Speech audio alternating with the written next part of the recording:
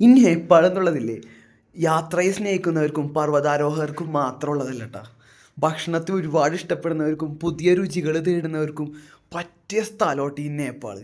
ഇതൊരു സ്വർഗ്ഗാട്ടാ ഗൈസേ. ആദർശാണേ.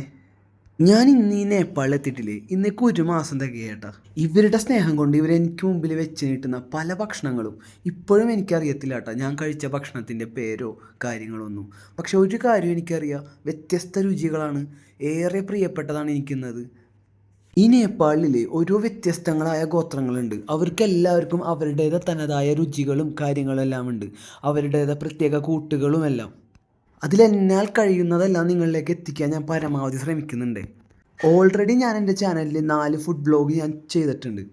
ഇവിടുത്തെ വലിയ വലിയ കാര്യങ്ങളൊന്നുമില്ല കേട്ടോ, പക്ഷേ ചെറിയൊരു കായെന്ന ചെറിയൊരു ഇലയെന്ന ഇവരുണ്ടാക്കുന്ന ചെറിയ അച്ചാറുകളോ ചമ്മന്തിയോ അങ്ങനത്തെ പല കാര്യങ്ങളോ ആയിരിക്കും. പക്ഷേ അത് ഒരിച്ചിരി മതി നമുക്ക് ഒരു കലം ചോറ് തീർക്കാൻ. വ്യത്യസ്തങ്ങളായ മുളകുകളാണ് കേട്ടോ ഇവിടുത്തെ കറിയുടെ ഏറെ പ്രത്യേകത. ഞാൻ കഴിച്ചതും ഇനി കഴിക്കാനുള്ളതും എനിക്ക് ഏറ്റവും പ്രിയപ്പെട്ടതുമായിട്ടുള്ള പല റെസിപ്പികളുമില്ലേ, ഇനി ഞാൻ എൻ്റെ ചാനലിലൂടെ നിങ്ങളിലേക്ക് ഞാൻ എത്തിക്കും. ഒരു നാൾ ഞാൻ ഈ രുചികൾ നിങ്ങൾക്ക് മുമ്പിൽ നമ്മുടെ കേരളത്തിൽ ഞാൻ തുറന്നു തരും. എനിക്കേറെ പ്രിയപ്പെട്ടതില്ലേ, നേപ്പാളിലെ വ്യത്യസ്തങ്ങളായിട്ടുള്ള അച്ചാറുകളാണ് കേട്ടോ, ഒരുപാടുണ്ട്.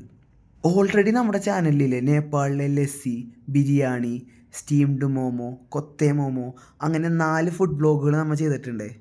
അപ്പോൾ ഇനി നമ്മുടെ ചാനലിൽ വരുന്ന ഓരോ ഫുഡ് ബ്ലോഗുകൾക്കുമില്ലേ, ഡിലീഷ്യസ് നേപ്പാൾ എന്ന് പറയുന്ന ഒരു എപ്പിസോഡുകളായിട്ടായിരിക്കും നമ്മൾ ഇനി ചെയ്യാൻ പോകുന്നത്. പിന്നെ ഡിലീഷ്യസ് നേപ്പാളിൻ്റെ 5ാമത്തെ എപ്പിസോഡ് വരും. അപ്പോൾ എല്ലാവരും കൂടെ നിൽക്കാൻ സപ്പോർട്ട് ചെയ്യുക. അപ്പോൾ അടുത്ത വീഡിയോ കാണാം. Okay, by.